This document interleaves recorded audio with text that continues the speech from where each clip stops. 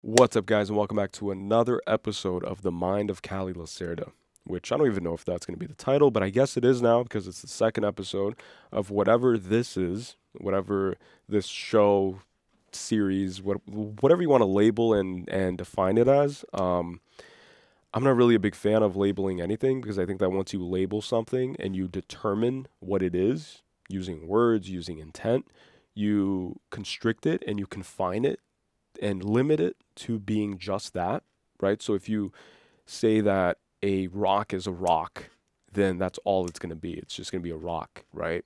Instead of maybe seeing it as what it could be, which is just an integral part of the planet. It could be, like the planet itself in like a fractal, condensed form, like a rock is essentially the all, which is the earth, but it's, presented in a more palpable, malleable form, shape, size, like hopefully that makes sense. But whatever you want to call this little thing that I do occasionally and that I want to do more consistently, I want to pick up the frequency and the pace, and I want to just kind of like force myself to just sit down, man. Just sit down. Just sit down. I told myself, sit down. Like I literally like look at myself in the mirror and I just punch it.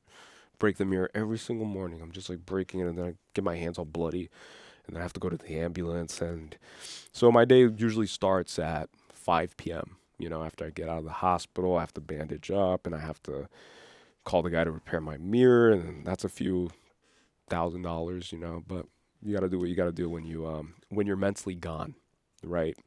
But all jokes aside, I do have to force myself to sit down.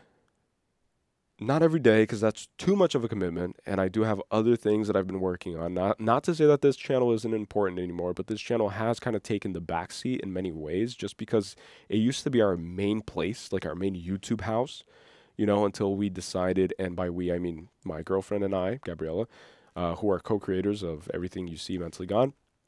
But our main house used to be this channel, but now we've since built a newer house 7 months ago, which has been experiencing such an unfathomable growth at such an unprecedented rate, honestly. Like, I've never really expected it to catapult the way it did. It's called Mentally Gone Reacts, but don't let the name Reacts deceive you, though, because what we're doing there is more than just reacting. Like, we are getting these films, these pieces of art, and we are kind of allowing these pieces of art to get filtered through our own individual frameworks, right? So what that means is our life experiences, things that we've overcome, our traumas, our childhood, our experiences growing up, our upbringing, everything, right? Like, we get all of that into consideration, and then we get these pieces of art, which are movies, right? Which are the most, I guess, popularized forms of art.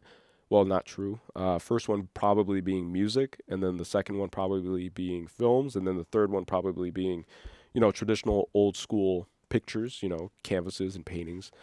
Um, but yeah, like getting these powerful vehicles of expression and then filtering it through our own powerful vehicle of expression, which is our temple, our body, our sanctuary, and then pooping out whatever gets pooped out, and then or vomiting out whatever gets vomited out.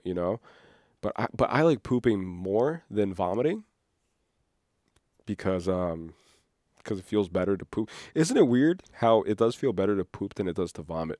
Vomiting. This is how you know that you've come to the right place. Vomiting is cathartic in some moments. But then it's interesting though, right? Because if it gets too cathartic and things just start flowing too much, it comes out of your nose and you start tearing up, and you like comes out of every hole of your body. And so it could get kind of like really, really destructive really quickly. That's why I kind of like favorite pooping more, and I'm kind of like team poop more than I am team vomit, because pooping feels good, and even if it's uncontrollable, like those days, like after Taco Tuesday or something, like when it's uncontrollable and you can't close the gates, no matter how hard you try, and you have to keep constant monitoring of those gates because any cough or any sneeze will just, let an intruder out. Even on those days, like it kind of feels better than having to have things coming out of every hole of your body. But yeah, so we poop information on that channel, and it's a unique poop because of that, right? And I'm gonna stop with this disgusting metaphors and comparisons. I'm sorry, but that's who I am, and I am growing into who I am more and more each day with my own individual journey. And so if you're interested in these spiritual conversations, like what I've been starting to do right now with this episode and the one previous to this one, then you'll love Mentally Gone Reacts. Like truly love it, right? Because I love doing it. I love doing it because this one is kind of harder, to be honest, because it's just me alone. And then I have to kind of just find ways to not banter, but I have to use things to kind of catapult myself off. And I don't really require much. And I think that that's one of my God-given gifts, if you will. And I say that in the most humble way possible. But it's that I've always been really good at improvising, right? At just flowing. It's almost like I'm freestyle rapping right now. Like, I don't even know what the next sentence is going to be. I don't want to know what the next sentence is going to be, because if I had a script, a pre-established script, where even if it's not present and I'm just like in my head, okay, so I'm going to open with the intro, I'm going to talk about vomiting and pooping, and then I'm going to make it seem like it's whatever, and then I could never be that person. I can never be that person. And that makes what I do as a profession kind of dangerous, because there will be times inevitably where I will say something that maybe rubs people the wrong way, maybe doesn't really click or resonate, or maybe sounds crazy, sounds delusional, like this guy should be checked into a mental institution. Whatever your interpretation of it is, it's welcome, because that just shows that the art did what it was meant to be. And not saying that what I'm doing is art, but I'm also saying that what I'm doing is art, because to me it's art. To me it's a form of expression. So to me it's no different than me painting a canvas and then posting it on Instagram and then waiting for other people's validation or other people's, interpretation, a simulation of that art. This is very similar, except I genuinely don't really care for the exposure element, for the metrics and the growth and the graphs and I gain 100,000 subscribers. Like I don't really care too much about those things. I really don't. But what I care about is being able to just do it well, like do this work well. And what does that mean, doing this work well? Well, that's a philosophical question there, Callie. Let's kickstart with that. How do you define that you're doing something well? Like, how's it defined? How much of it is your individual interpretation and how much of it is externalities, like external elements? Like what's the criteria? What's the checklist of like, it must include this, it must have that in order for it to be good, or for it to be okay, or for it to be great, or I don't know. But yeah, so I just wanted to open this episode however I just did. I don't know what I just did right now, but I'm going to keep it flowing, guys. I'm going to keep it flowing just like the poop that I described earlier. We got new candles, by the way, which I'm very excited about, which I already lighted. I don't know why I lighted it before, because I could have showed you guys the crystal that's inside of it. I am not turning into a crazy cat lady. I just want to let everybody know I'm not going to be doing, like crazy, like wearing 10,000 crystal necklaces and letting my nails grow long and just, I'm not going to do any of that shit and like put the little like the crystal lady and have a crystal ball. I'm not doing any of that, all right, yet. I don't know. Who knows? Maybe. But this is the throat chakra candle, because I am into chakras. I am into energy. And I don't even know what that statement means, because everything is energy, right? Like, how are you into energy? How are you into oxygen? It's like, I'm into breathing. Oh, good for you, But I am very in tune, I should say, with energy. Especially recently, I've been very connected with energy. More specifically, my own energy, with divine, with source, with the universe, right? Because I feel like every time I say God on any video, any place where I utter the word God, I feel like a lot of people just roll their eyes into the back of their heads and like, oh God, unironically, with no pun intended at all, because most of these people are not smart enough to even, develop a pun that clever. No shade to anyone, obviously, right? But to those of you who are open-minded, who are returning, are returning visitors to this insane asylum that I like to call the mind of Caley Lacerda. You guys probably know what's up with chakras. Chakra.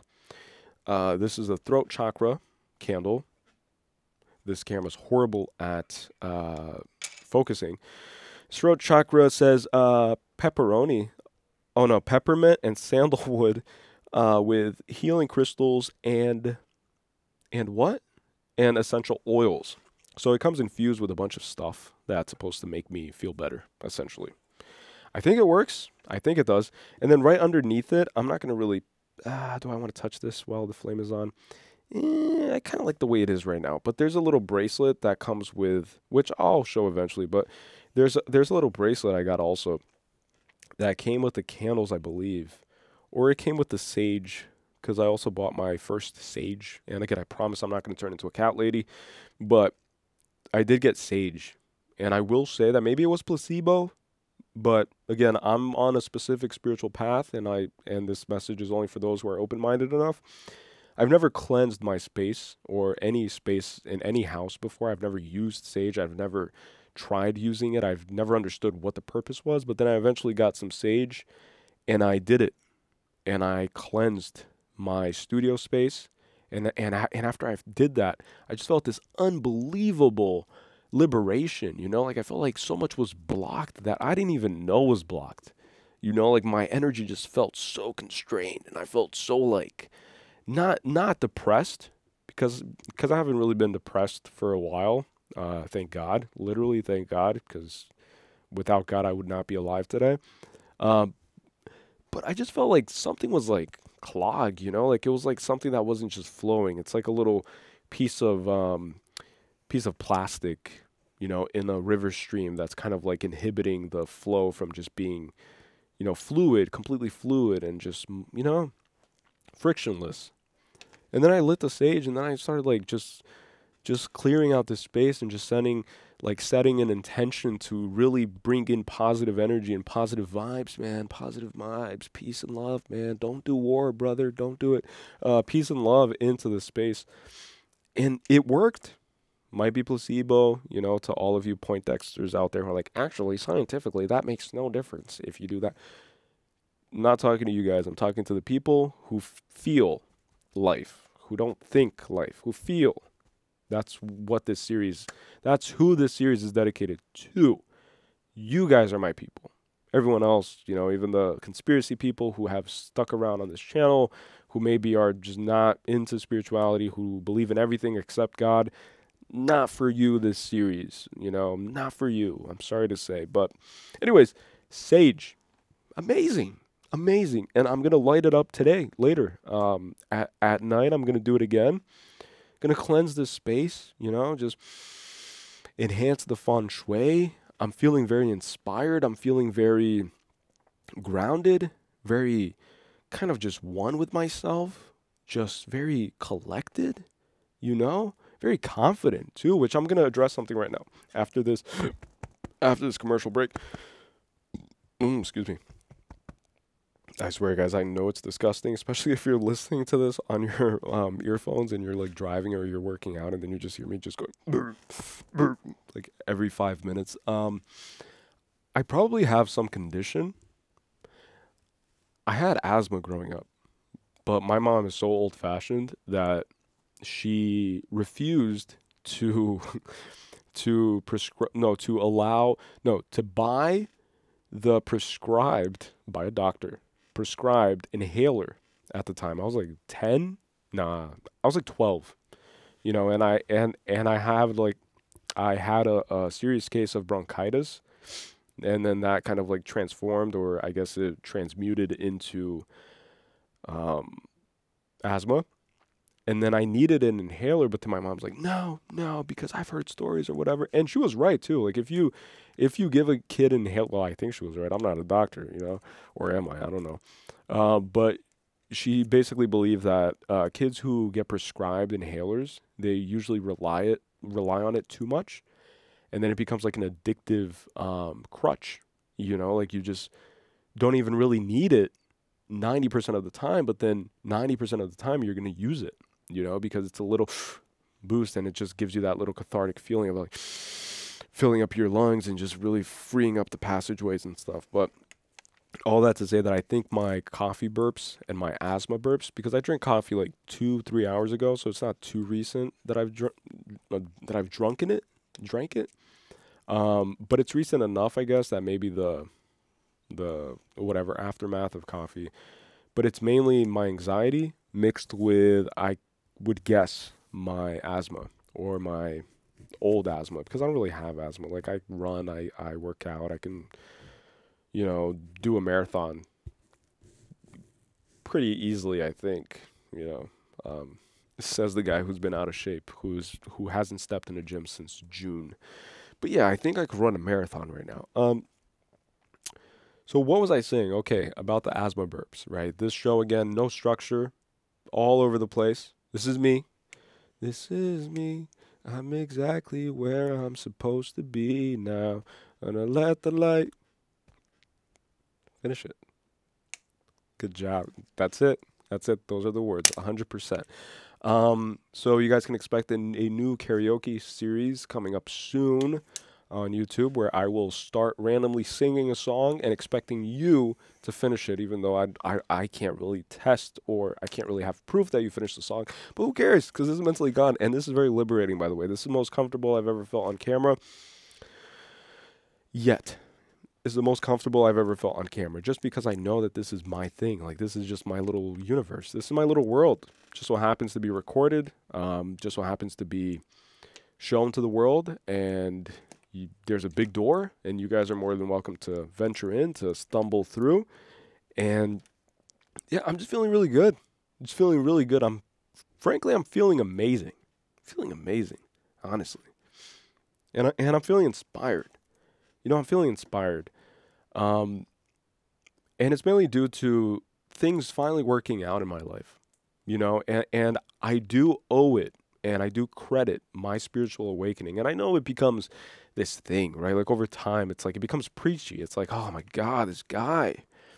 It's like I had this great cheeseburger yesterday, and it was because my stars aligned, you see, and God wanted me to eat that cheeseburger. So God made it the best cheeseburger. But I'm not going to be that person. I'm only going to speak on spiritual awakening, on my spiritual journey, when I see that it applies to certain things, or it's of value to someone else to kind of take those little seeds and crumbs, I guess, from my experience, and then start maybe it serves as a catalyst for their own spiritual development, for their own spiritual growth, for their own spiritual awakening. Who knows? But that's just to say that I am a very, I don't know what I was going to say, but all I'm going to say is that the reason why that I feel really confident is because of my spiritual awakening, and because of the fact that I finally found out what my purpose in life is. And I've kind of always known what my purpose in life was, but I never really felt that feeling, that eureka moment, that aha, like that, holy shit. It's like, this is why I'm here.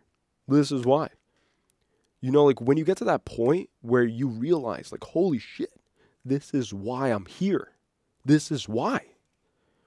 Then nothing that happens around you can derail you, can knock you down from that mountain of illumination, of enlightenment, of understanding of self, right? Especially when everyone around you, virtually everyone around you, for the most part, people you interact with on a daily basis, family members, spouses, whatever, everyone around you is still kind of asleep in the matrix of the 3D realm of carnal desires and carnal fears and all these things that we're all prone to, right? Like, we all are born with this reality kind of set as default. But just like in a video game, and again, like, here goes my descent into delusional madness for some of you critics out there, but to those who catch what I'm, who are picking up what I'm laying down, hold on, guys. I just have to wait. Just give me a sec, because I have to restart the camera every 20 or so minutes, because that's life. But yeah, so I was saying, right?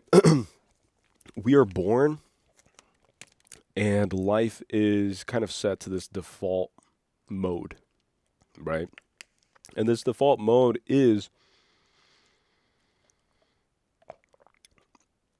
kind of founded and reliant on fear, emotional, primal, primitive needs and urges, right? I think that part of the journey, or as humbly as I possibly can say, because I have discovered the meaning of life, by the way. Yes, I have. I say that ironically, but I also say that unironically, because for myself, like, I've discovered what the meaning of life is for myself, right? So the meaning of life for me is very different, maybe, but maybe not, because everywhere I look and every person that I kind of interact with who is on a similar wavelength, people that I find on social media, like, that's why I love social media. That's why I love the internet. It allows me to really connect directly with the people that I want to that I want to connect with the most. People who are kind of a part of my tribe. And a lot of you watching, for example, some of you watching left comments on the last video, and I'm going to be going through those comments. I'm going to be reading them and then responding to each one. And a few people even called in to the number. Oh God, guys. What is this? Like, if any doctors are watching, or all the doctors who are watching, because I'm sure that my little podcast YouTube video series is being played at every Ivy League university, every med school. What was I going to pull up? Oh, the phone number, right, that I am going to say right now for you guys to call. I have to check what the phone number is. But like, some of you even called in. Like, one person called, and you have no idea what you did for me. You have like zero clue. Damn, dude, like, where do I go now? Like, where do I go now? Where do I go? Where is it? Hold up, guys. Hold up. I definitely saved it. Okay, here we go. So just remembering that you can call the number that's on the screen right now, or if you're listening to the podcast, you can call 862-419-6997.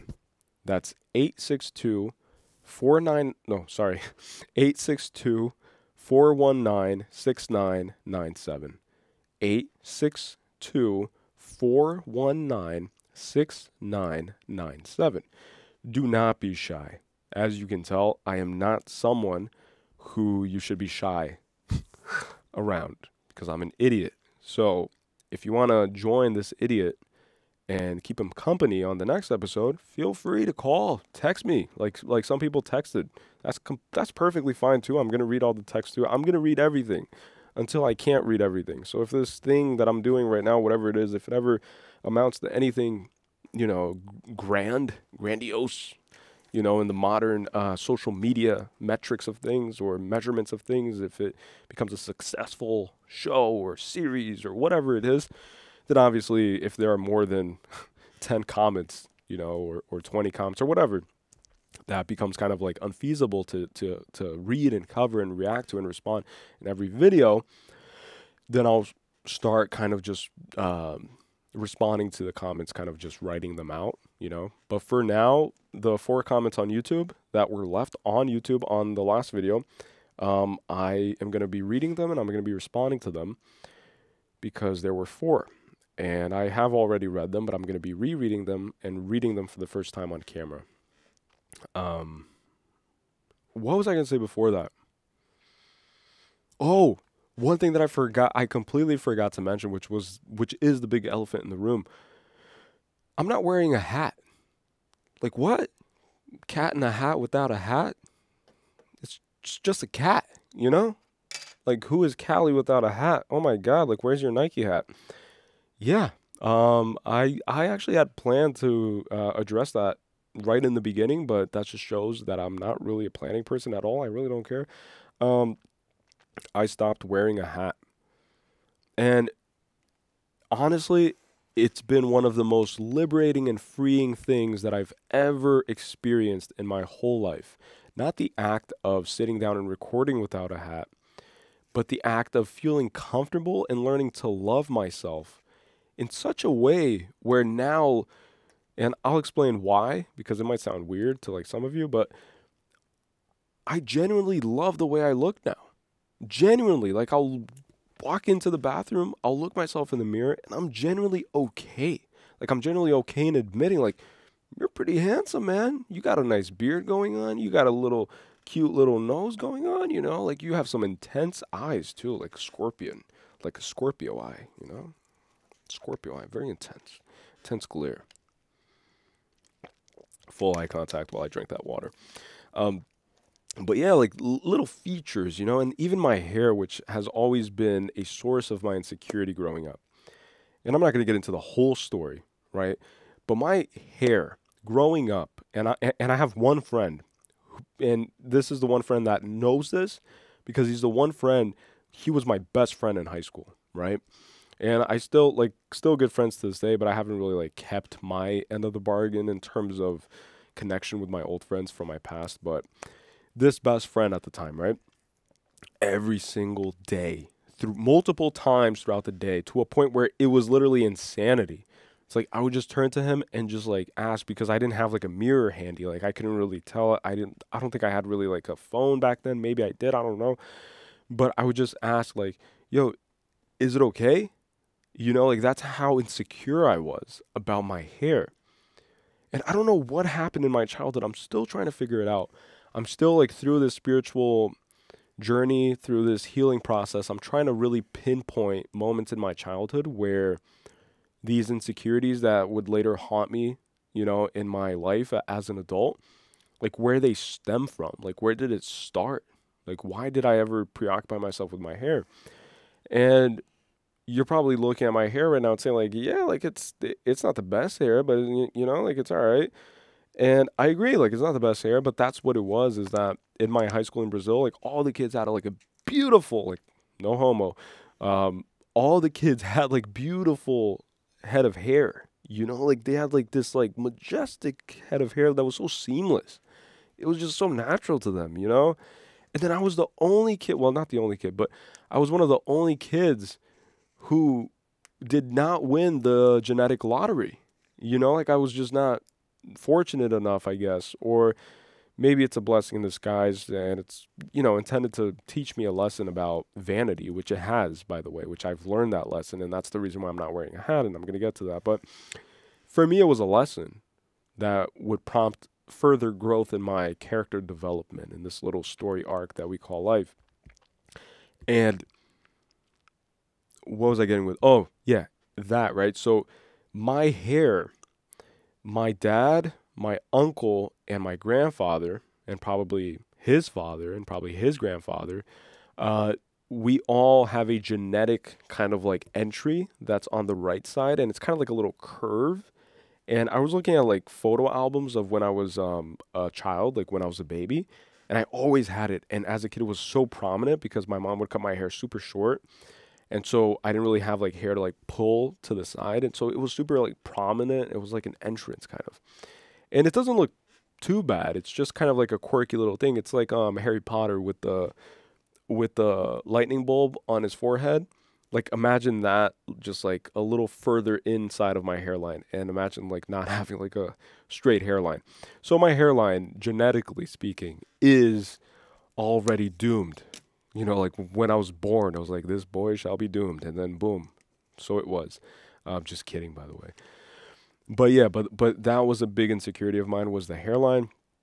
And then, what's the other part? Oh, big ass forehead, right? Big ass forehead, literally 4 fingers, probably like a 5 head, honestly, maybe a 6 head. I don't know, because the thumb is thicker. But big ass forehead, which is also genetic from my mom's side, right? And my mom's family doesn't really have the best hair either. Like most of my cousins have balded, completely balded. A lot of my cousins have completely balded, actually. And my mom's mom comes from like Native American indigenous ancestry, and then my mom's dad comes from African ancestry, right? And we all come from Africa, obviously, but I'm saying like even like a few generations removed, you know, that lineage and that culture was is still very strong and prominent. And so not the best hair, you know? And so I just have to live with that shit, you know? Like, I just have to live with it. And I would try my best.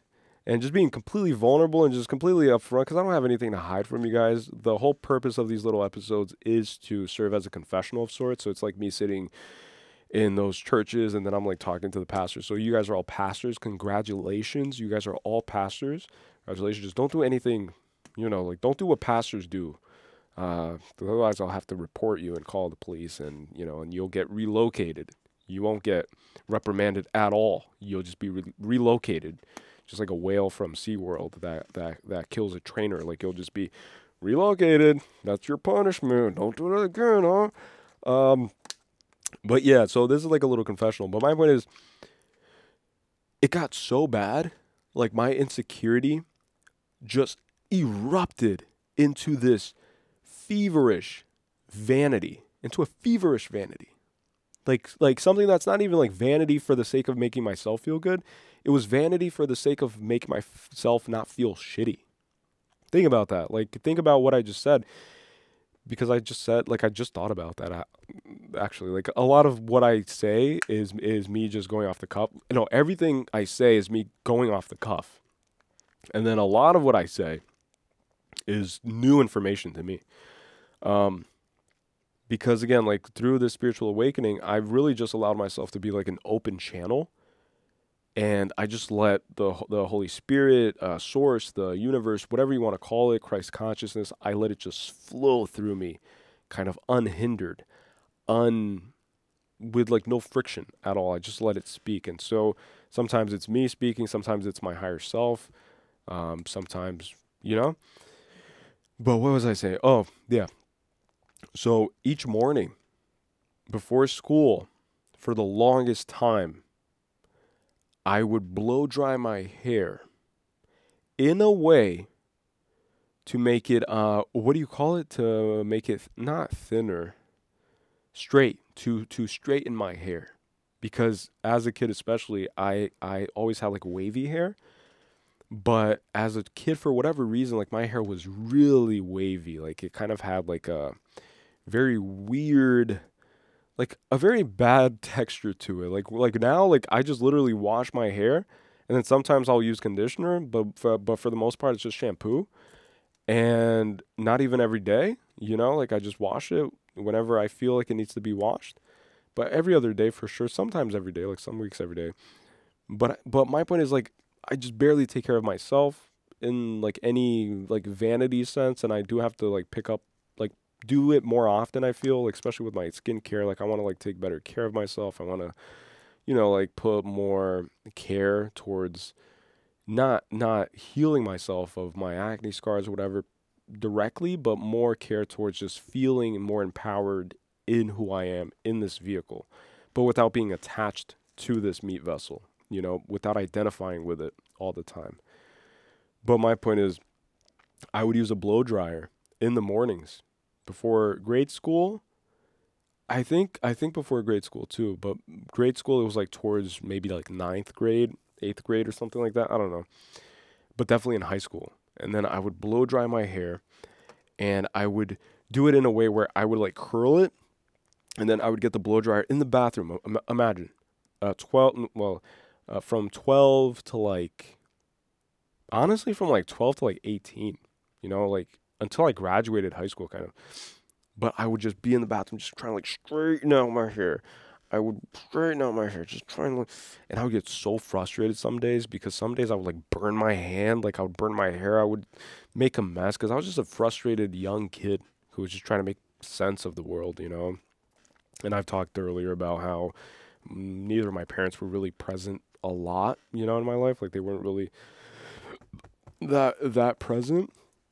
And so I was really kind of like on my own, and I had to deal and kind of internalize and compartmentalize all of these insecurities, and I didn't really have anyone to really walk me through these insecurities and show me ways beyond it and how to overcome them.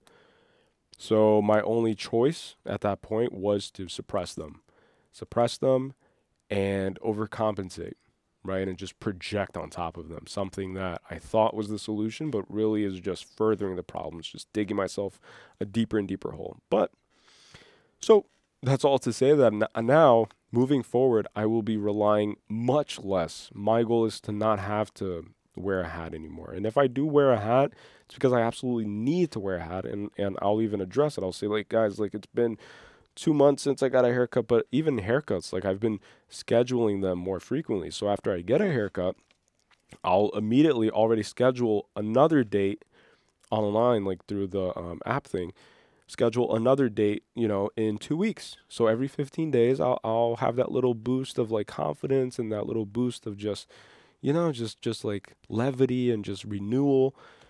When before, especially in the last few years, when I was like super depressed and just super like deep inside of a hole, I would go 2-3 months without getting a haircut, and then I would look in the mirror and not like myself and ask why, like I wasn't working out, I wasn't doing anything. But yeah. So addressing the elephant in the room, no hat November, because most people do the other thing, which I'm also doing. Um, but but yeah. So no hat, and I don't know if there was anything after that, and I didn't mean for that to rhyme. But I'm glad it did. Okay, so let's just get into the comments really quickly. Hopefully this has been somewhat entertaining, somewhat enjoyable for someone out there, somewhat tolerable for others. We are going to be going through the 4 comments that were left on the last video. The last video was titled Spirituality, Creativity, and Coping with Loss. That was a more like serious episode. I think it was more of me trying to figure out what I want to do. Look, it's going to sound weird, but this is just me psychoanalyzing myself from 1 month ago, which was when this first episode was posted. I'm very nervous right now. Very nervous. Even if it doesn't seem like I'm nervous, I'm very nervous. I'm just good at playing it off. I'm good at just making others not feel my nervousness. And that's just a coping mechanism and I guess a survival skill that I've earned by having to move around a lot growing up and never really finding a stable place, like one place for me to just latch down and just be a part of, that community, that school, those friendships, that little world. I always was moving around because of my mom, and I explained this in the other episode. But because of that, I've gained certain chameleon powers, if you will. Not that it derails me from being my genuine self,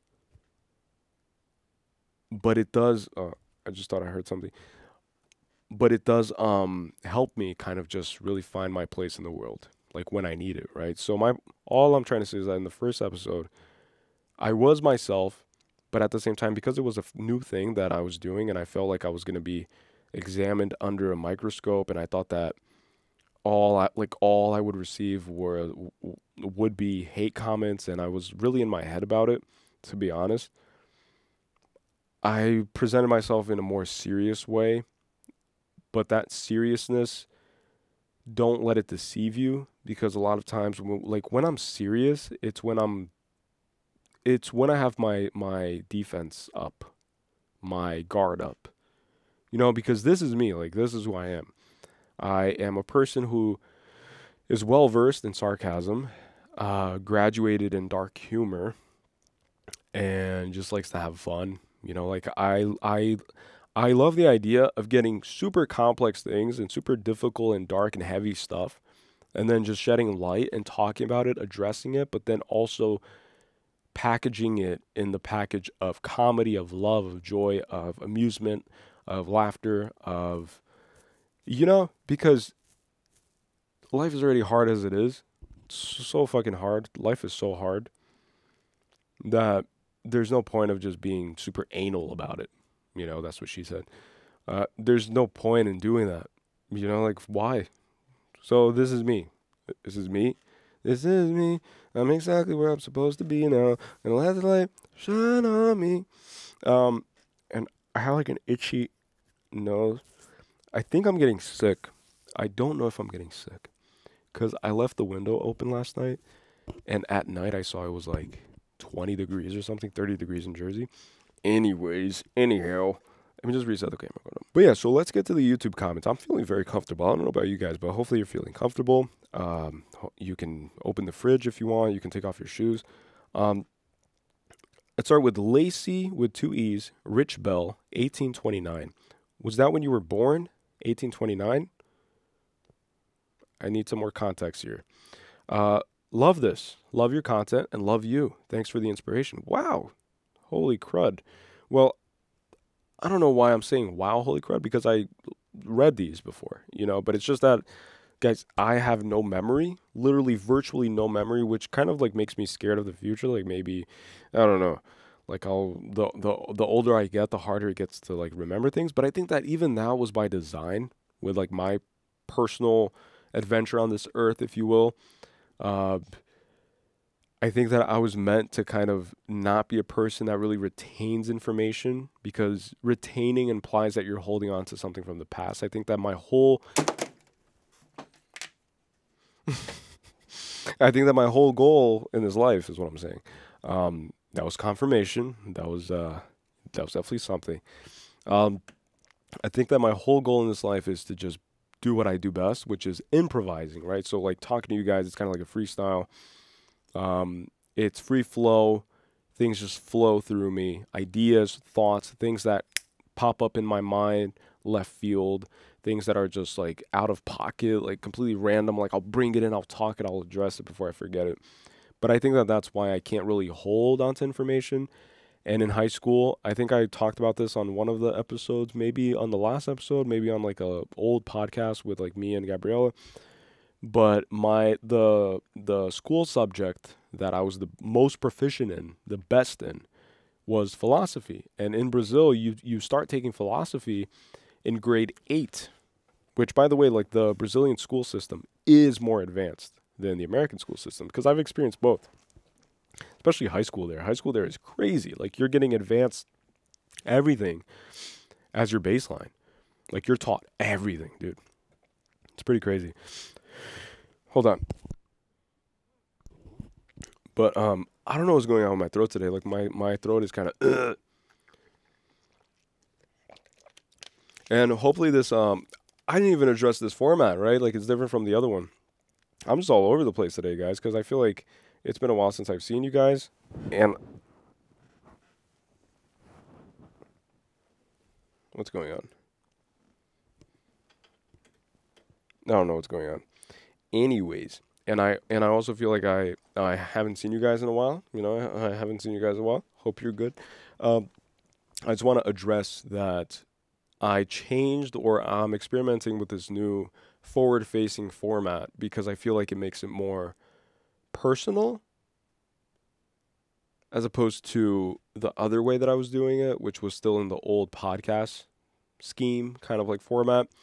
So in that scheme, the whole purpose of the camera's angle is to create this sense of the viewer or the listener, but more the viewer in this case, because we're talking about cameras, to make the viewer feel like they are a fly on the wall. So it's kind of like the Joe Rogan, concept, which he really just innovated with. I'm sure that people before him were also using it, but he popularized that format more specifically for podcasting. And so me being a fan of Joe Rogan, I decided that that's what I would also adopt for my own podcast and for my own show and for whatever I do. So that one's good for that, right? But then I don't want you guys to be a fly on the wall, and I want to talk directly to you guys. And so why would I choose that format when I have to kind of like do these uncomfortable turns? I have to always control the microphone. And as you guys could tell, I'm very expressive with my hands. I can do some dancing too. I can really get jiggy with it. But this format is much better and freeing than the one that I was doing before. So I just wanted to address that. This is the first time experimenting with it. I don't know if it will be better. I don't know if this microphone is any good for podcasting. I don't know. I'm going to figure it out together, and you're going to let me know too. So before I get into that, so my point was, I had already read all of these comments when you guys posted it 4 weeks ago. So a lot of you guys posted it when the episode came out, and then I liked it and I hearted it after I read them. But I didn't respond to them, like actually manually respond to them, because there were so few of them that I felt, okay, like this makes perfect sense to just respond to them in the video, right? And then eventually, if the show picks up, if whatever happens to the show that we have like 1,000 comments, then obviously I can't really do that anymore. But for now, we're going to do that. For now, we're going to do that. So thank you so much, Lacey. Thank you so much, really. And much love to you, honestly. Because look, like it's so crazy to me, right? Because the internet is already a very toxic environment, right? And I can speak from personal experience, from growing a page to almost 1 million on TikTok, to growing a YouTube channel, you know, in 7 months, and having videos that are crossing over 300,000 views, in just growing an Instagram account from 0 to literally 180,000 followers. From doing all of this like growth on the internet, you know, like I'm very much aware of what the environment that is the internet is, you know, and honestly, it's rare when you come across good, constructive comments, you know, loving comments, more specifically, loving comments. Like, that's so rare. That's so rare. It's almost an exception. And then to have the 4 comments, the total 4 comments that were posted on the last episode, all 4 of them being insanely positive, insanely uplifting, insanely relatable, is honestly a miracle, in my opinion. So the fact that Lacey, you know, decided to send love to a random stranger on the internet who is mentally gone, by the way, a random stranger on the internet, for you to send your love, you know, because every day, like, we have like a certain amount of love to give, and a certain amount of care, a certain amount of positivity, a certain amount of negativity, of hatred, to kind of disseminate and kind of give as we go about our life and our day. And we hand it out to people, and we hand it out to others, and sometimes we give it to ourselves. And you decided to give me some of your love. And for that, in exchange for that, or in equal reciprocity to that, I wish you equal abundance, equal love. And you have no idea how impactful these comments are to me. You know, because being someone who, just like I've talked about before, who growing up didn't really get that same love from family members, from parents even, you know, like not that same consistent love. Like I never really had love that I can fall back on, that I could rely on. Didn't really have that. And so to have that now, you know, at 26, finally have it now, at 26 years old, and my birthday was on the 31st of October. You better say happy birthday to me. You better. I'm obviously joking, guys. It's a joke. Because I didn't even blow a candle out this year because I just didn't really feel it. For my own personal reasons too. Like, it's not that I was depressed. It's just that I wasn't really in that state of mind of blowing out candles. I'm going to blow out candles when I feel like it's time to blow out candles. Anyways, so at 26 years old, I finally experienced that firsthand. Like, I finally started experiencing love, acceptance, you know. And yeah, it feels crazy receiving it on the internet, and I really appreciate it. I really do, from the bottom of my heart, you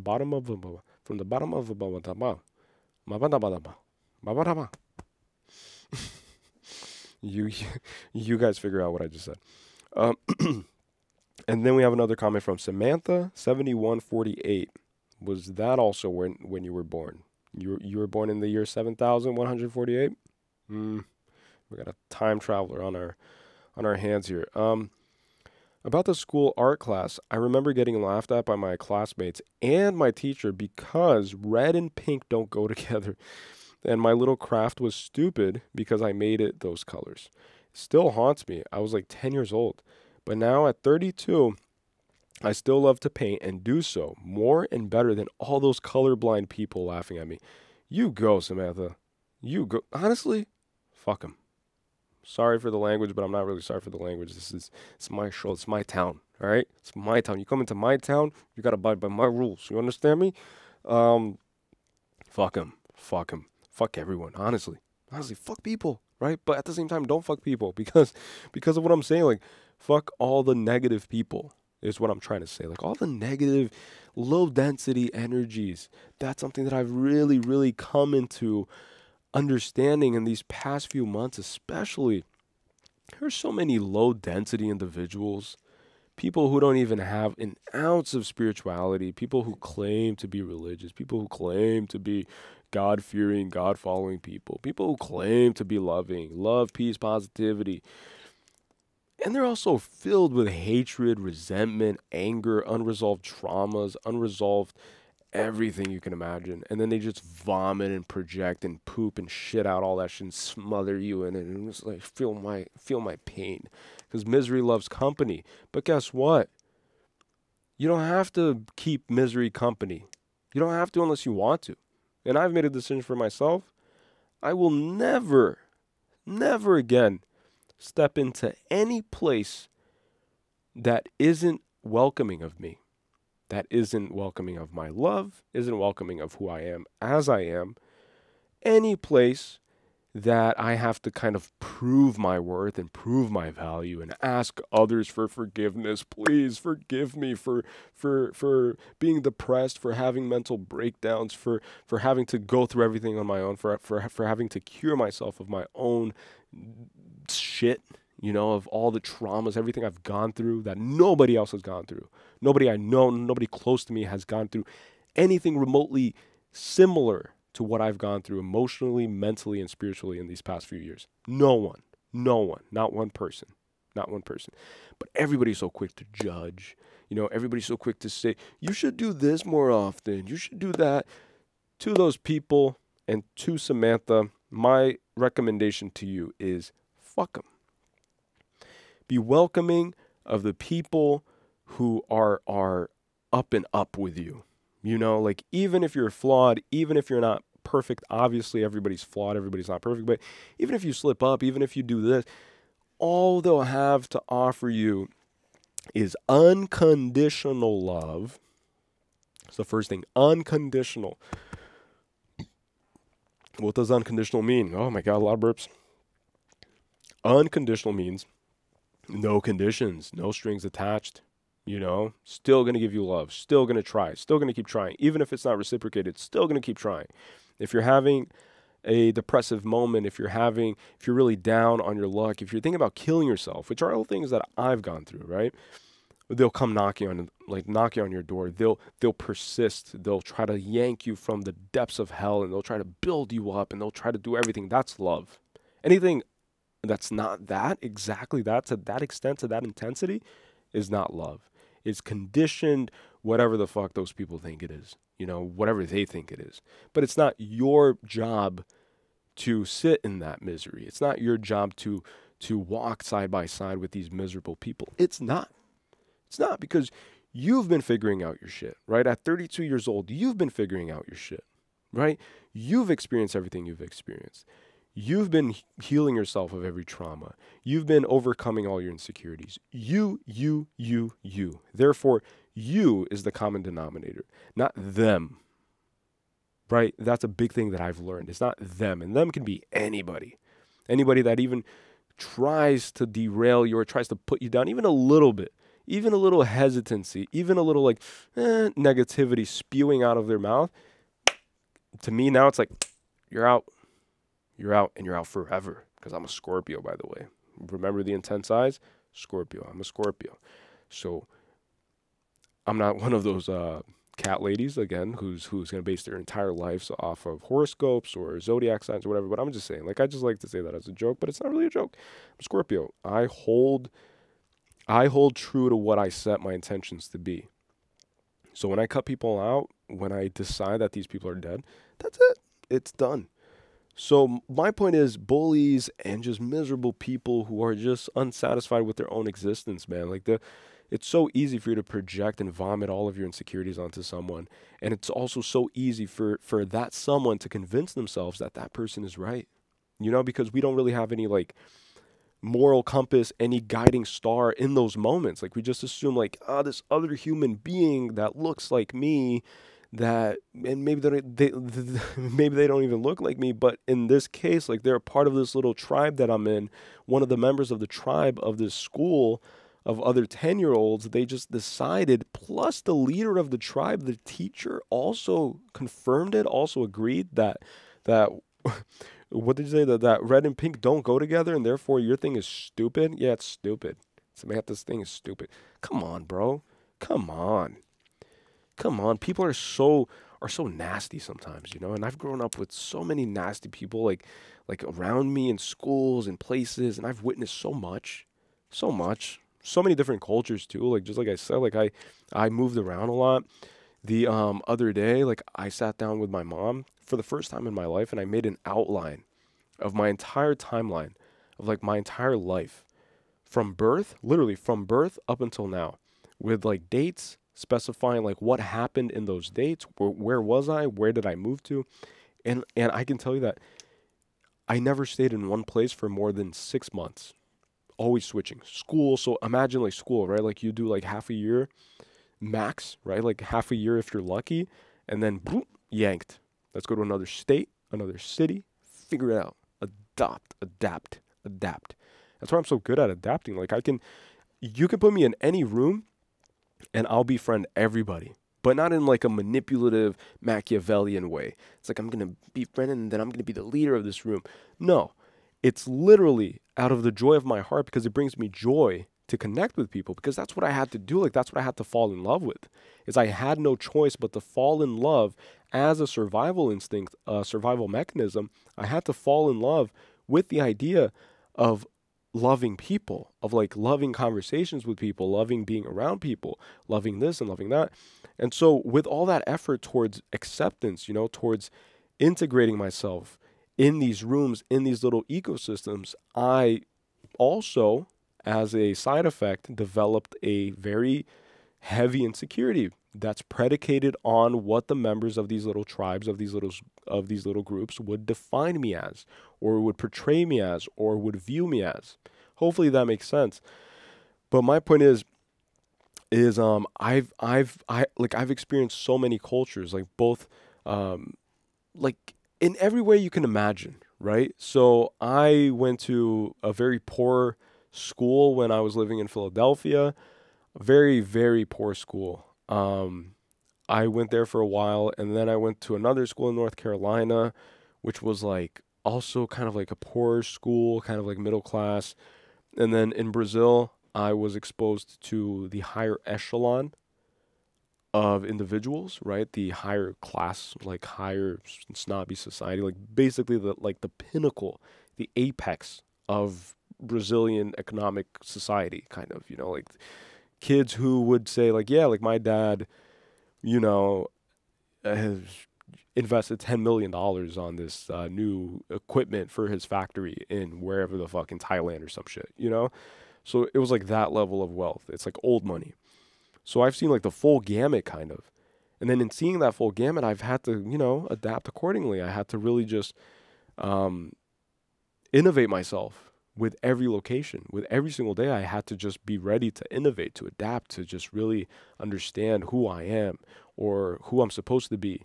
And then I just lived that whole life of just adapting. Every day was just a product of an attempt at adapting and being accepted. And so only in my adulthood, just like Samantha said, only in her adulthood, do you really realize, or do you really have the time? And most people don't have the time. And so I use that word very sparingly. It's up for interpretation, like what you see time as in this case, because we can all make time, right? Even if you work 9 to 5 and then you get home and you're tired and stuff, and I get it, but you can also find ways to really do that shadow work and really develop and nourish that realness inside of you, right? And really connect with your soul, with your inner flame, with your higher consciousness, with your higher self, whatever you define it as being. But my point is that only in your adulthood do you really have those like moments of clarity. It's like, what? Like this whole time I've been resisting painting because when I was 10, a teacher and this stupid kid named Rodney in freaking art class, I hated Rodney. They said red and pink don't even go. Of course red and pink goes together, dude. Like you could probably find like a bunch of famous paintings that use only red and pink that are in freaking museums or that predominantly use red and pink hues, you know? It's like it's crazy though. It's crazy because that's what being human is, and that's the whole experience. The whole experience, I think, is going through this existence and not only remembering who you are. And here's me getting into the whole like spiritual dimensions of things and just getting a little deeper here. Remembering who you are, just like Ram Dass, who is an exceptional spiritual teacher and the leader of thought in this whole like new age movement of just, enlightenment and nirvana, like he's like, it's not new ideas, obviously, because this predates Christ. This goes all the way back to ancient Egypt, the ancient Sumerians, and everyone already knew this, right? The most ancient peoples, the Australian Aboriginals, like they knew this stuff. Like they understood Christ consciousness before Christ was even born, because obviously it wasn't named Christ consciousness, but this like state of elevation, this mental elevation, this idea of finding inner peace, of finding this infinite well of wisdom, that's pulled from the Akashic records, that comes directly once your channels are cleaned and aligned and you align all your chakras and you're aligned energetically, then you connect with the quantum realm, right? And then physics, for example, scientists, right? The leaders in the material 3D form reality, these people who come up with all these theories and then they're glorified, they win Nobel Prizes. It's like, congratulations, blah, blah, blah. For like labeling and defining things in this limiting primitive 3D world. And that's what we kind of just elevate. Like we elevate these people. And obviously they're important because they help advance society at the pace that it is and to the point that it has technologically. But I think it's very deceptive and frankly delusional to assume that we are at the pinnacle of evolution right now as a society. I don't think that's true. I think that materialistically, sure, technologically, yeah, but that's it. And the curse of human beings is that we are very easily malleable, right? Like our outlooks are very easily influenced. We are very easily ideologically possessed, and that's how we maintain subservient to the governing classes, to the government. Ment is Latinized word for mente. Mente is Portuguese. Mente is Portuguese for mind. So govern minds. That's what governments are. Like ask yourself, like right now, if you're listening, and I'm kind of like stuttering right now because I'm getting too excited. If you're listening right now, ask yourself, how many times in the last few weeks has the government played an instrumental role in your life? And then comment below and just let me know, because I'm genuinely curious, because in my life, none of the times, like not in any significant, substantial way that these representatives of ours, these political representatives, have actually influenced my day-to-day life. Not once. The policies and the infrastructure that's already in place, like the mail system and voting system and the law enforcement and all that stuff, it's already like structures and systems that are in place that will continue in place regardless of whoever is in power, whoever is representing us, right? So that just goes to show that these people are literally useless, indispensable. Like all they're useful for is to argue in Congress and argue, against like certain laws and certain presidents and divide the people further and further. But that's like a political rant. What was I saying? Hold on. Is that how many times are these people actually indispensable in your life, right? Government. Fuck. Malleable.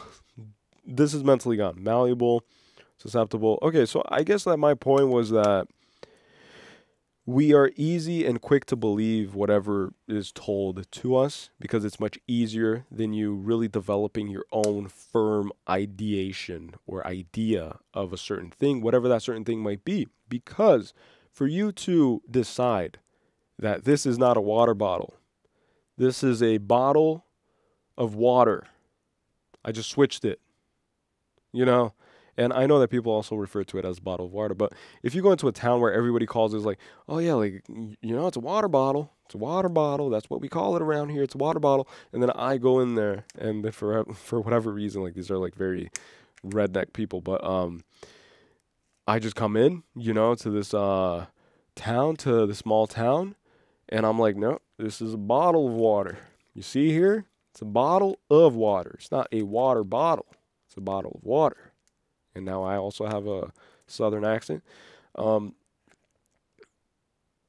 like then I would have to fight every person in that town, figuratively and maybe literally. Like I would have to fight them depending on their level of intelligence. It's like, because lower IQ people resort to violence more quickly. Like they're more predisposed to violence. So it's a measurement of IQ that doesn't just live in the emotional realm, but it also kind of elevates itself to the more developmental parts of your brain. So if you're more of a peace prone person, like you're more prone to peace, which is what I've always been, and I'm not just putting myself on a pedestal.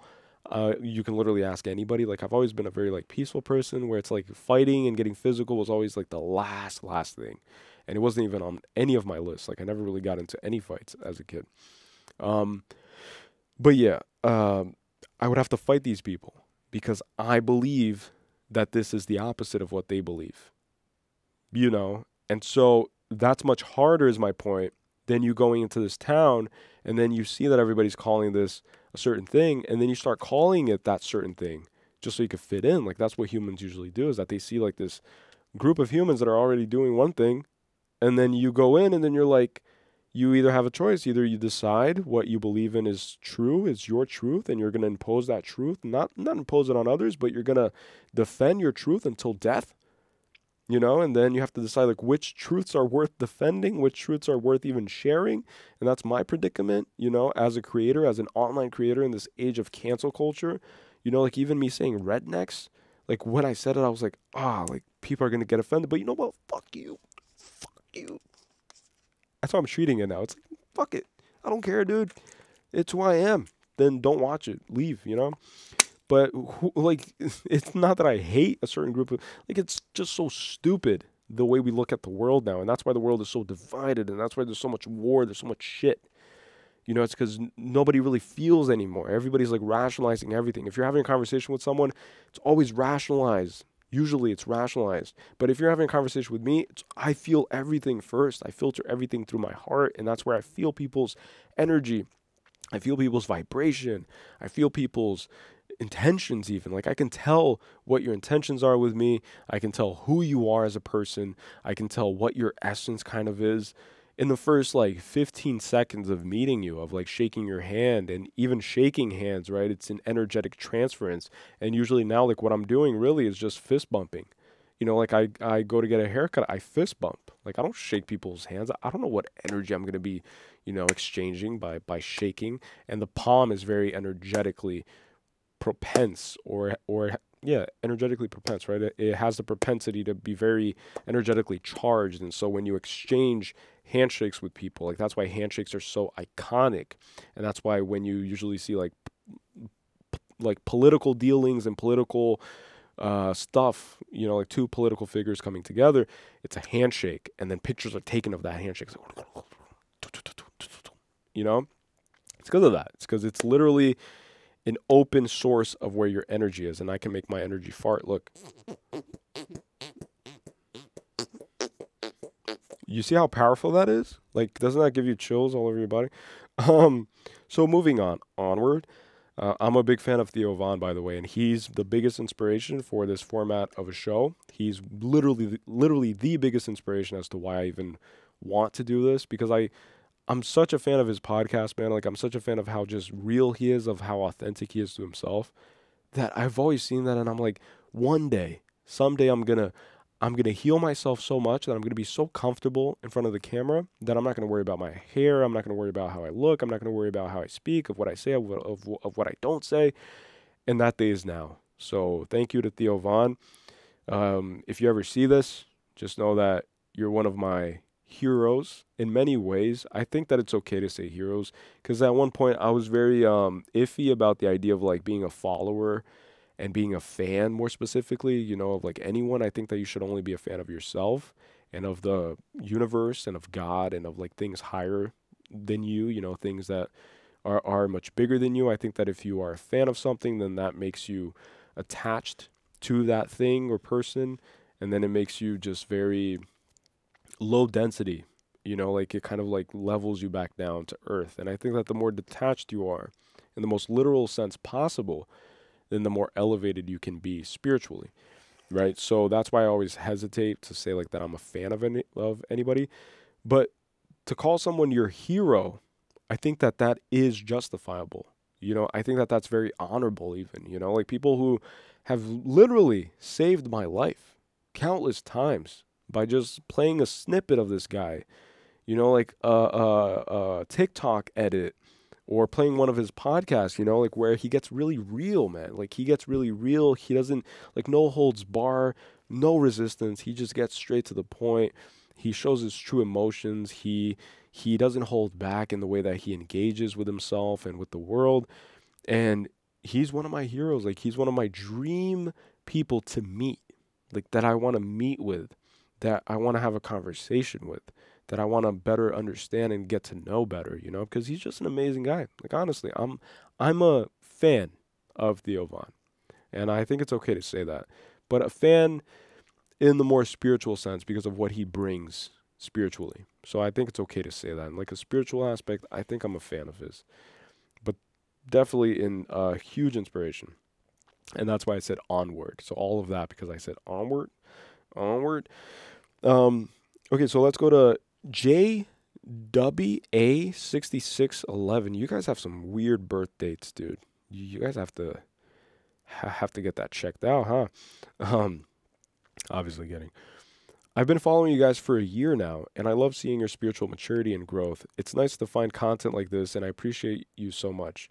Will your girlfriend still be involved on this side from time to time? If not, I will miss her. I will definitely miss seeing her. But I really appreciate being a part of your life because I can definitely relate to where you are now.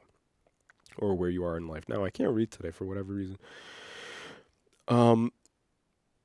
Thank you so much for the kind words of support. To answer your question, I was just like thinking of what the answer is. The answer is she will be a part of the podcast. Like we're going to continue doing the podcast, but we've been doing and focusing more of our energy on the new channel that I told you about, the reaction one. It's called Mentally Gone Reacts, and I highly recommend you guys checking it out because of what I said earlier.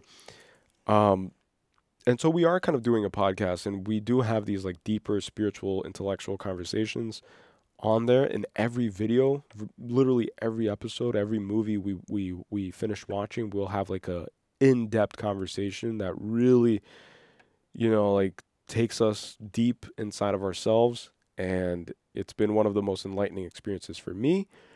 And so we are essentially doing this, just not here, but there, you know. So, but on this channel, we will continue doing the podcast. Just not really focused too much on the whole like negative aspects of podcasting, you know, like the conspiracy world more specifically. We might just like talk about more uplifting things, you know, to spread more love, spread more kindness into the world, and not so much fear mongering. Oh, excuse me. Fear mongering through, you know, focusing on the satanic, like, oh, Doja Cat is satanic. You know, it's like, who cares, bro? Who cares what she does? Honestly, like, if you care, then you're allowing it to influence you, and you're allowing it into your sanctuary, into your inner space, into your inner peace. But if you decide that doesn't even exist, like, who cares? Like, you're not going to save the world from itself. Like, you're not going to be the one with a pitchfork outside or with a sign saying, like, cancel Doja Cat, enough is enough, you know? It's like, you're not going to be the one that's going to save the world from itself. Like, people who love her music are going to continue loving her music. People who want to be deliberately blind to all of the stuff that she does and that they all do and that most of them do is, that's up to them. You know, like, your job and my job is to just focus on yourself in the most selfish way possible. Focus on yourself. develop yourself, get to know yourself first, obviously, and then develop yourself, develop versions of you that you want to see more of, and then you share that with the world, and then you hope, right? You hope that that counterbalances all the evil that's already existing in the world. Like, I don't know how else to say it, you know? So to answer your question, like, she might pop in every now and then. Yeah, like, that's a great idea. Like, she could just pop in just like we do for the reaction videos, and she could, if she feels inclined to, if she wants to share something, if we want to talk about something. But we do plan on continuing the podcast in that format, but it's going to be a more freeing format, just like this, because I'm very good at just improvising. I'm very good at just talking a lot. Like, I've already spoke for an hour and a half almost, and I feel great. I feel good. I don't feel fatigued. I don't feel anything. Like, I could go for another 10 hours, honestly.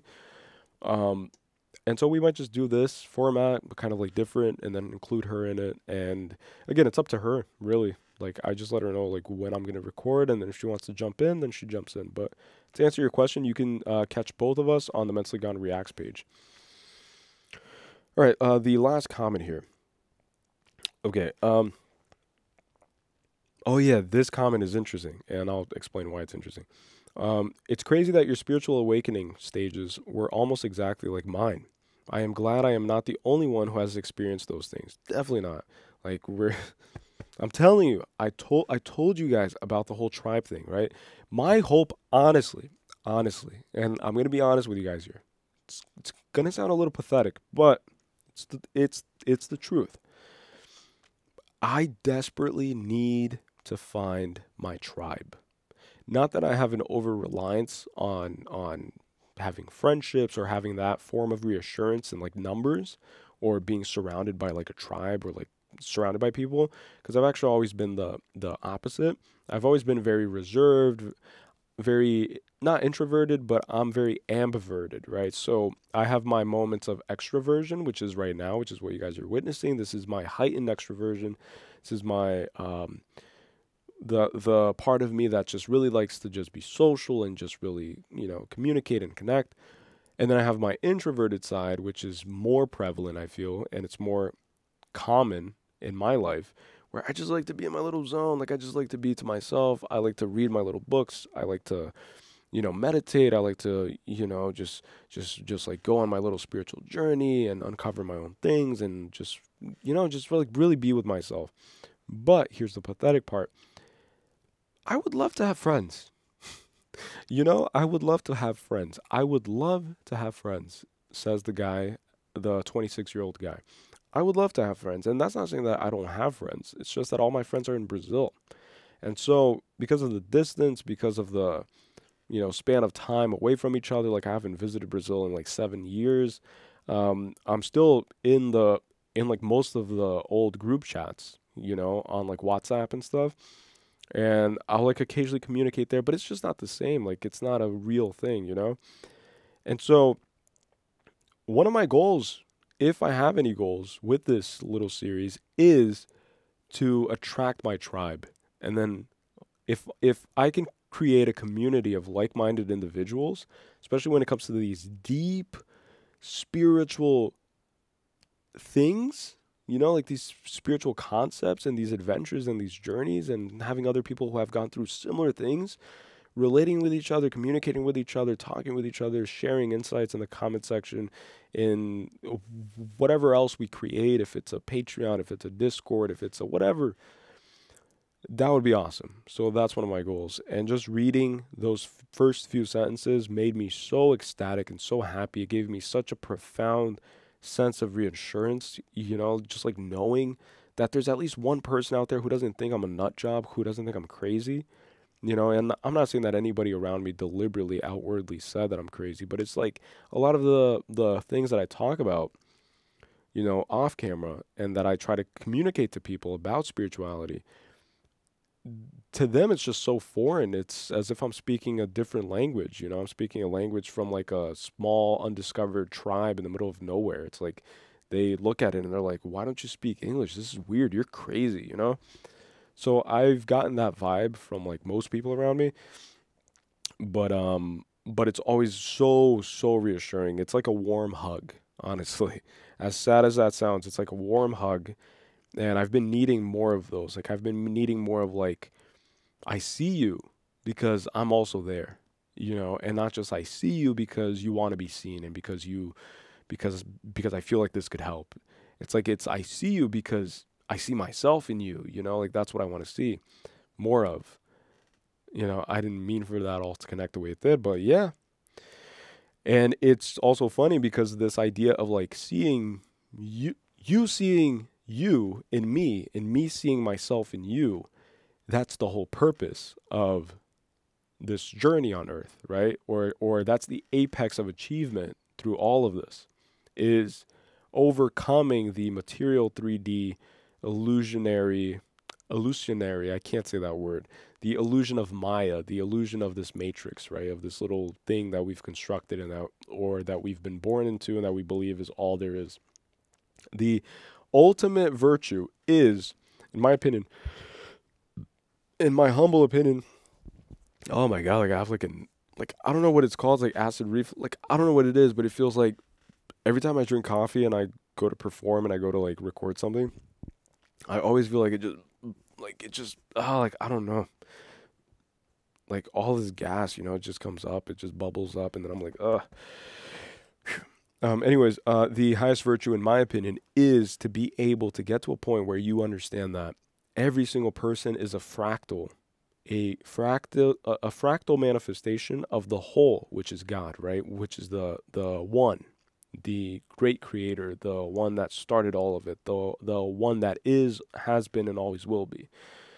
So we are all just fractals of that, you know? So when you realize that we're all just fractals of the same one, right? And we come from this undefined quantum realm, which, by the way, if you look at quantum physics and quantum mechanics, it tries to study spirituality. That's literally what it tries to do. It's like trying to understand. I saw this other thing too, that I think it's like 99% of everything we see in space is dark matter, you know, and scientists don't know what dark matter is. So 99% of space, you know, and apparently we've gone, you know, exploring into space and whatnot. And I'm not going to get conspiratorial, but it's just interesting, right? Like, how can you explore, how can you conduct space exploration if you don't even know what the space consists of? You know, like, you just know that it's this dark matter. You know what I mean? Like, it's kind of sus. But my point is that dark matter, like, nobody knows what it is. You know, science didn't prove it. Like, if science is so great, define it. What is it? You can't. So things like that, you know, like, we don't even know what is what. We just try to label things and we try to confine things into a very manageable package, you know, size that's very edible, digestible for us puny humans who are still trapped in this little material realm. But once you emancipate yourself and you just liberate yourself and you just realize that this is just the first level, like, this is just base level.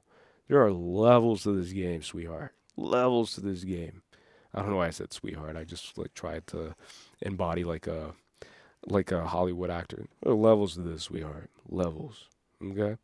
But that's when you really start understanding that everything is like bullshit. Everything is bullshit. Science, a lot of science is just a guess, which is why they have a lot of theories and hypotheses and stuff. And what was I saying to get to this? Oh, yeah.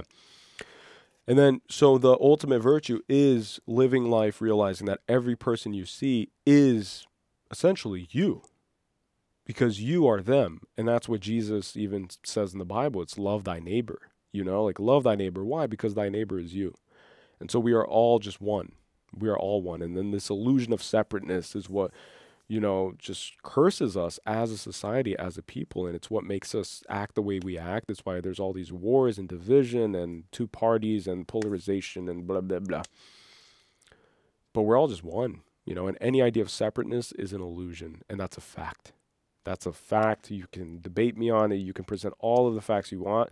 And I'll dig deep in my bag and I'll pull out every scientific fact that proves towards that direction, you know, especially with like quantum stuff. You know, because I've been trying to like dibble dabble in a few of those things, but again, like, I'm not one of those.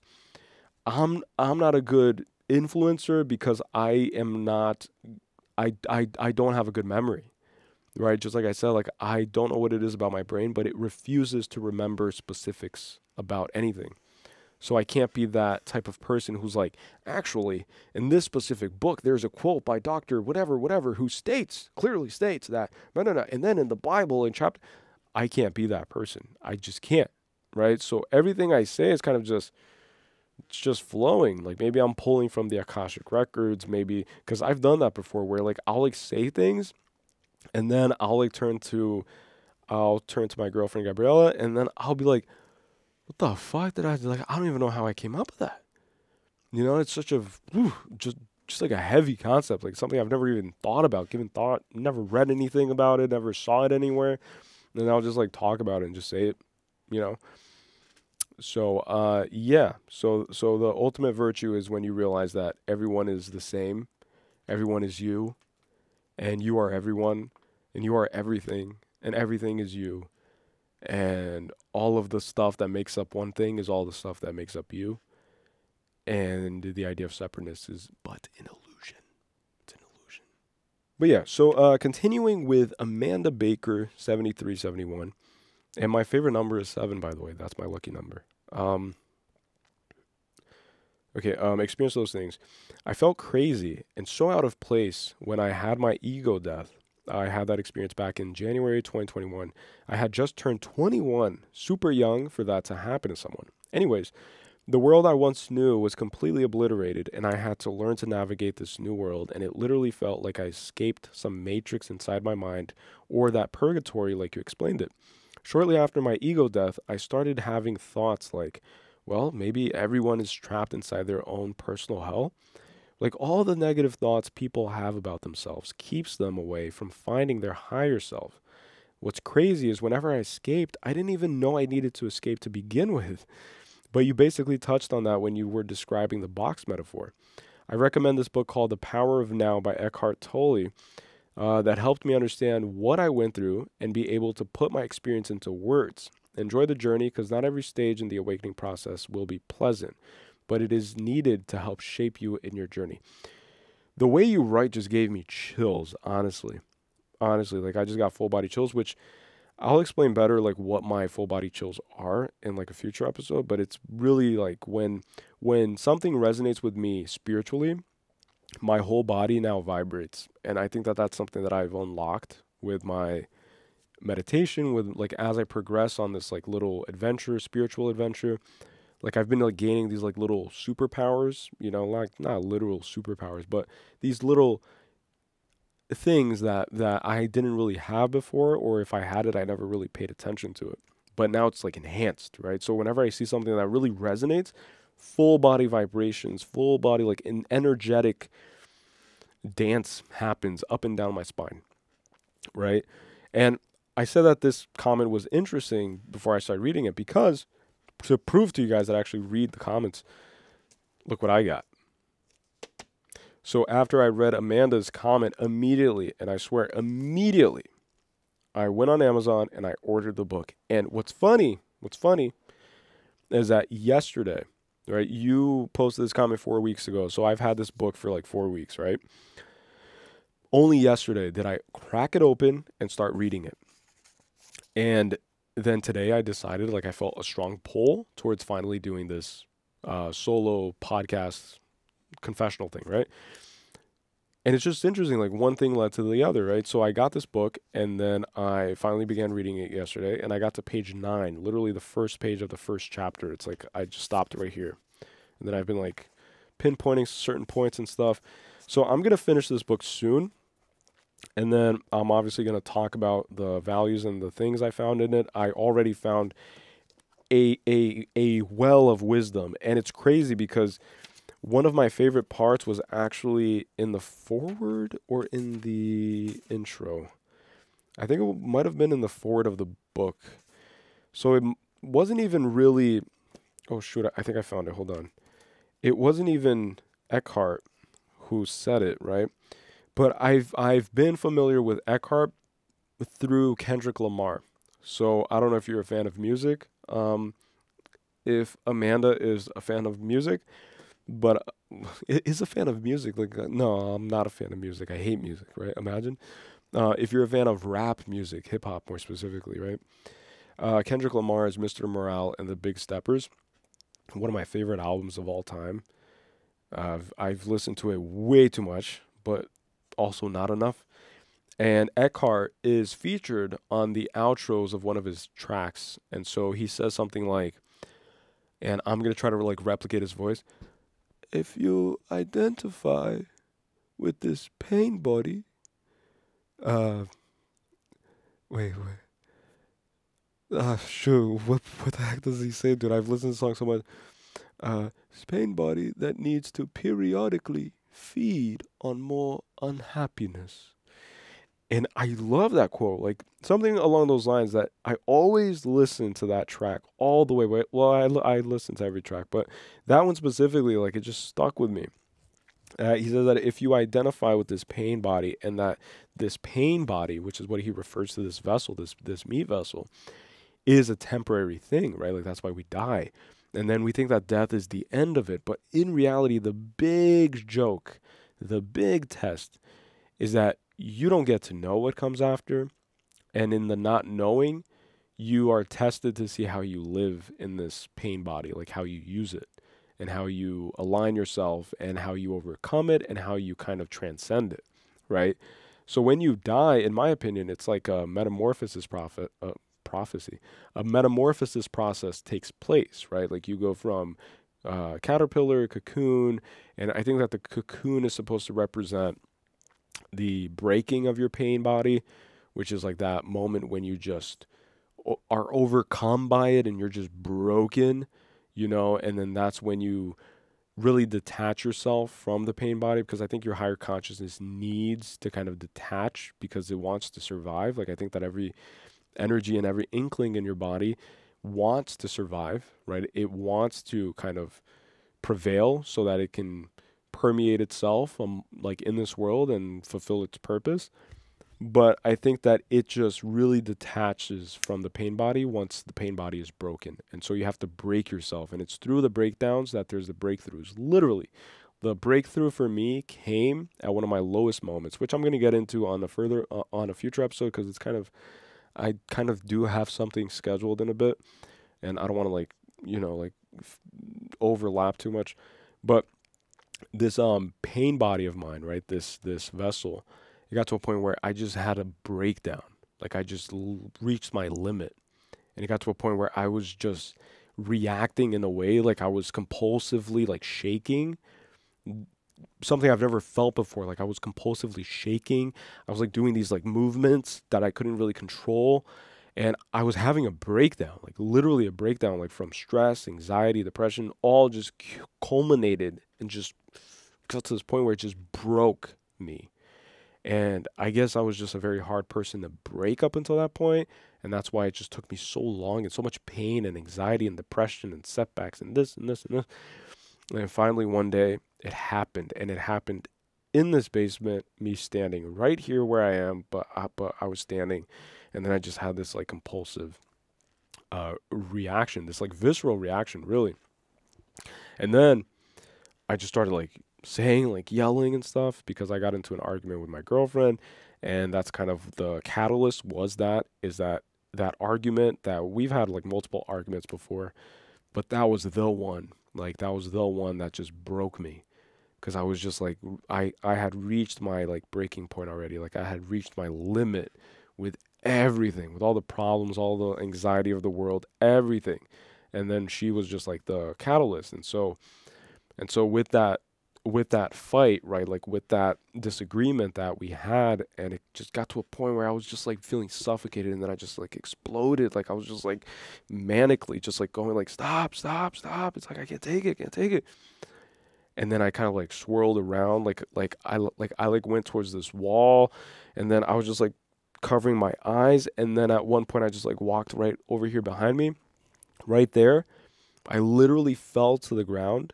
I curled up into a ball, like into the fetal position. So profound, into the fetal position, because that's my last resort. Think about that. I curled up into my fetal position because that was my last resort to holding on to something familiar, because I was so tired of so many left turns in my life, of so many like new problems. It's like problems after problems. It's people's problems. It's other people's problems. It's expectations of people. It's this and that. It's what's wrong. It's what I have to do to make money. I have to do this. I have to pay this. I have to, all of it just like broke me. And then I just got into the fetal position and I literally just like stayed there for a while and didn't say a word. And then the next day, I woke up a completely different person. It was the strangest thing, and I get full body chills and full body vibrations again. Most strangest thing that has ever happened to me. Because you would think that after that, like you would maybe be bedridden, you know, from like sheer depression and sheer disappointment in yourself and others, and you would just curl up into a ball and just accept nihilism as your truth, and you would just off yourself, you know, finally do it. And in my case, it was like finally do it because I wanted, like I was craving the sweet release. I was craving, like desiring it. Like that's how I knew I was in a fucked up place, you know, like I was desiring it for the first time in my life. Never crossed my mind before. Like 5 years ago, never crossed my mind. But I was craving it, man. Like I was desiring that shit. Like I wanted it. I wanted to feel the release. I wanted to feel nothing, you know? And then the next day is my point. I woke up filled with love, peace, and acceptance. Like I've never felt before. Overwhelmed by peace. I've never felt true peace prior to that breakdown. Never felt true peace. And maybe something in my brain switched. Maybe something broke. Maybe I'm more broken now, ironically, but I feel more fixed. But whatever it was, it broke for sure. And then that was the beginning of everything. That was the beginning of my journey. So you're way ahead of me on that for sure. Because when you turn 21, like you turn 21 and you went through this, that's crazy. But crazy in the best way possible. Like that's props to you. Like that's insane. I can't even imagine. Because at 21, I was like thinking about I could finally like drink legally. I could finally like go into the bars. I could finally whatever. I was still very much underdeveloped, like a very primitive being in all facets, in all ways of analyzing life, you know? But then this moment at 24 years old, I think it was when was it? It was this year. Yeah. It was a few months back. So I was 25. So I turned 26 on Halloween. Today's November 6th. Is today November 6th? Actually, hold on. Yes, today's November 6th, right? So hold on. Let me just double check, make sure I didn't get any. Right. So I was 25, right? So a few months ago is when it happened.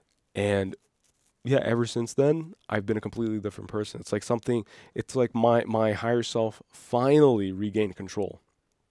Finally was able to have a clear, clean slate, like out with the broken old that you've been carrying for 25 years. Out with that, throw it out, burn it, break it, it's broken, throw it out, forget about it. I'm here now. And then whatever I am, right? Because in the Bible it says I am God, your higher self, a fractal of the God, like a fractal of God, a fractal of the all itself, the all manifesting as yourself without you realizing that it is yourself, if that makes sense. And then it finally regained control. And now even when I speak to you guys, I would like to believe that the majority of the voice that you're hearing comes from that source, comes from the higher self now. And then before, I think I lacked a lot of this prowess in my determination, in my voice, in my speech, in my ideas, because I was never really fully connected with my higher self. And at some points, I wasn't even connected with anything but myself. And myself was this broken, used up 25-year-old car, you know, that could barely get you across the corner of your street, you know, it could barely get anywhere.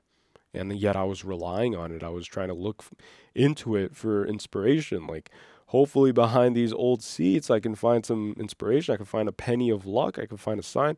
You're not going to do that. You're not going to do that. You have to just literally burn the car. Burn the car and learn how to walk again. See, like, I don't even know how I just came up with that, but it sounds beautiful to me. Burn the car and learn how to walk again. Learn how to walk to places. Learn how to take yourself to places, you know? 'Cause some cars are way too beaten up. They're way too old. They're way too damaged. They're they're like past saving. Like you can't save it. So that was my little moment, like that was my breakthrough moment. And then it was after that that I just started really, and then when I started meditating again, because I've always kind of meditated, right? Like I've been meditating for a few years, but it was always like kind of on and off. And when I started, it was kind of like a gimmicky, kind of like a status symbol too, because again, I was a very primitive, stupid kid. And like in my early 20s and late teens, I was kind of like getting into it, but it was more so virtue signaling, to other peers that, hey, like I'm kind of better than you because I meditate, I'm spiritual, I read books, like that's who I was. And so it was on and off with like Headspace and like all these apps. I even tried Sam Harris's app, Wake Up, which I'm still subscribed to because it lasts like a whole year. But I even tried that earlier this year. But then my point is that I started meditating using only music, like more specifically ancient Egyptian music, Aboriginal music, um, like Native American, Indian music, Indian music from India, um, Middle Eastern music, and then just all of these like older sounds, like older instruments, older notes, older vibrations, older frequencies.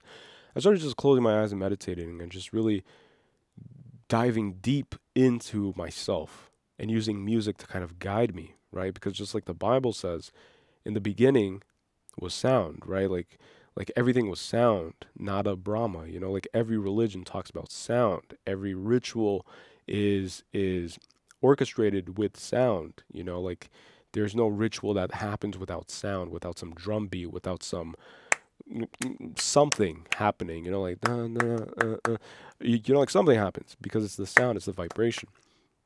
So I began using sound to find myself. And because sound is how God speaks to us. God speaks to us through vibration, frequency, through nature, right? And everything is a manifestation of a certain frequency, of a certain vibration. Like even humans, like we vibrate at a certain frequency. And everything in nature vibrates at a certain frequency. And if you Google, YouTube, cymatics, you will not regret it, because it shows you that every pattern in nature can be replicated using sound. So if you play a certain frequency of an instrument, you can generate, and all of these like particles, like sand particles is what they do. The sand organizes itself in the shape and in the pattern, the same exact pattern as, for example, the spots on a leopard or the shell of a turtle, things like that. And you can literally replicate any pattern in nature using sound. And so everything is sound and light, in my opinion. So that's how I kind of kickstarted my whole adventure and my journey. And then my meditation sessions became more and more intense. I started having more out-of-body experiences. I started having more astral projections. I started engaging with like different realms, different ways of being, of understanding. And it's increasingly getting more and more intense in the best way possible. And it's interesting because it's directly proportionate to the advancements that I've been experiencing in the physical world. It's like everything is working out for me now. Everything I choose to do, everything I choose to invest my time in, that I choose to pour my soul into, it's successful in its own right because of the fact that I'm so in tune with myself, that everything I create in a weird, and I don't intend this to be cocky, by the way, it's just like following this same idea that we are all just fractals of God. Everything that I create now is paradoxically, at the same time, concurrently, in offering to God, because that's what the best art is. The best art is an offering to God, right? And that's what Rick Rubin says, and that's in his book, and that's where I learned it from. And I think that's so beautiful because it's true. The best art, the best music you listen to, the best paintings you see, it's all an offering to God, right? So as long as an artist sets out with that intention, if you're going to create an album, if you're going to create a film, if you're going to create a podcast, if you're going to just spew nonsense like I do, at least always do it with the intention that you can offer this to God and it's worthy of being offered to God. But then it's paradoxical because, just like I said, we are all each other and we are all one.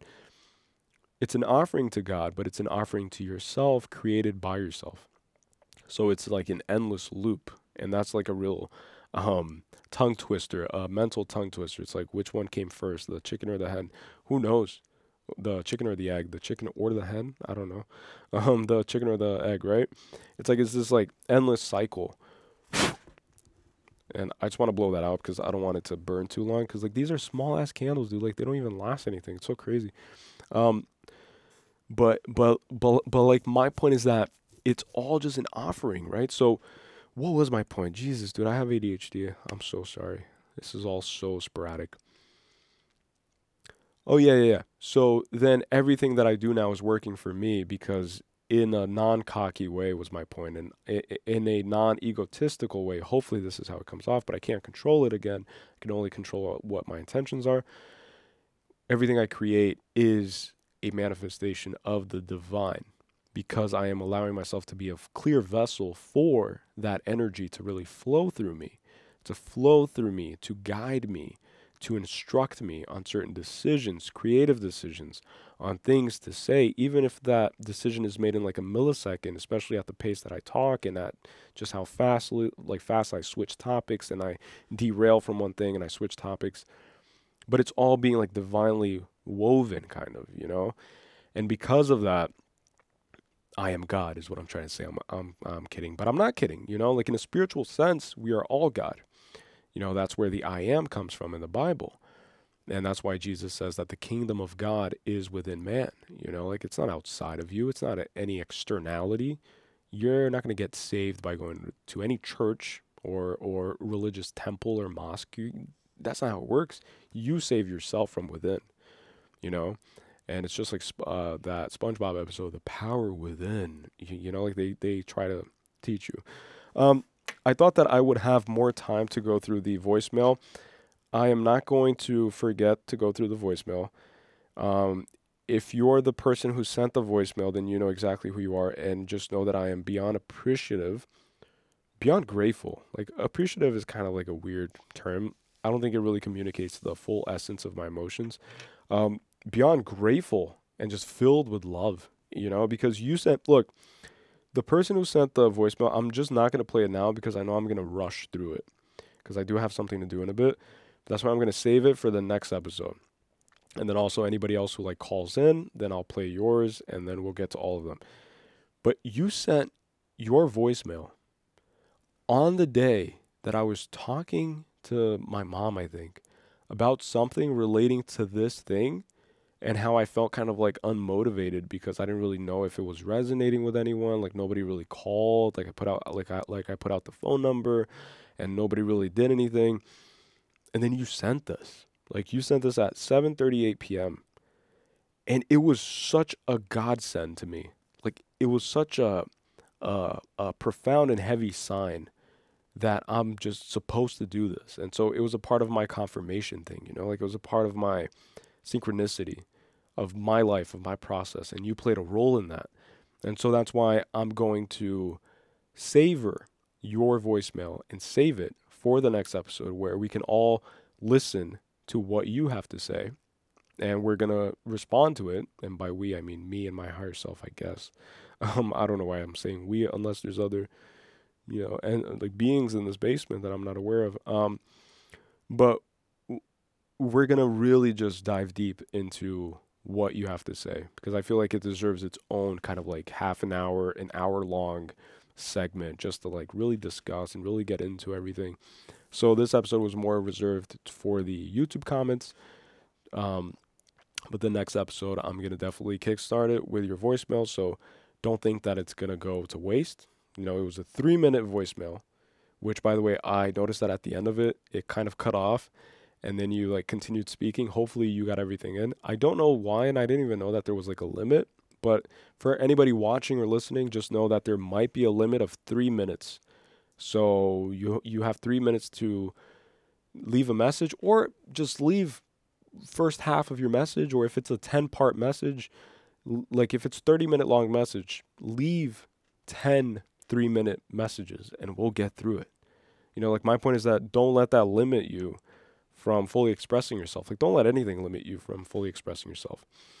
And with that being said, we literally have 1 minute left on the timer. I'm going to close it out right here. Thank you so much to everybody who has been enjoying these episodes, who has been tuning in. You guys can expect many more from me to come, and I'm slowly but surely getting more comfortable with myself and just allowing myself to really let go. And with that being said, don't forget that it's never wrong to be mentally gone. I think I'll continue saying that because it's what holds true to me and it's what I've been following in my life. So don't forget that it's never wrong to be mentally gone, and I'll catch you guys on the flippity flip. Peace and love, positivity, evolution, everything to everyone. Abapanzi bavumile ukuba zifanelene thina zobabi